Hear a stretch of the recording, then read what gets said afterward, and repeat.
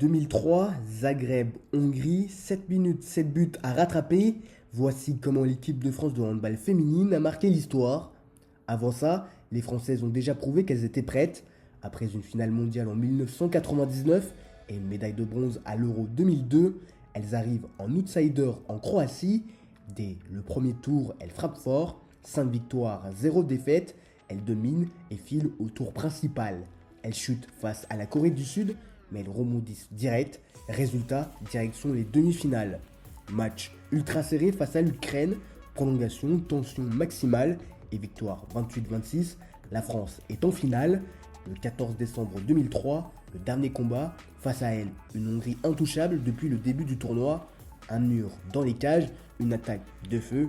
Dès le début, Palinger stop tout, Gorbitz et Radulovic découpent la défense.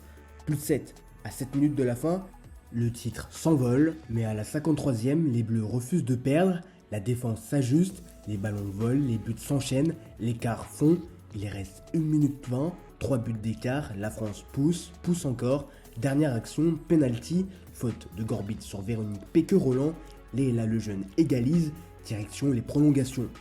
Revenues de l'enfer, les joueuses verrouillent les Hongroises grâce à leur défense et une Valérie Nicolas décisive dans les cages. 10 minutes plus tard, l'équipe de France devient championne du monde pour la première fois. Une consécration pour cette équipe. Il s'agit du premier titre mondial pour un sport co-féminin. Valérie Nicolas MVP et meilleure gardienne. Isabelle Wendling meilleur pivot. Ce jour-là, les Bleus ont changé l'histoire du handball.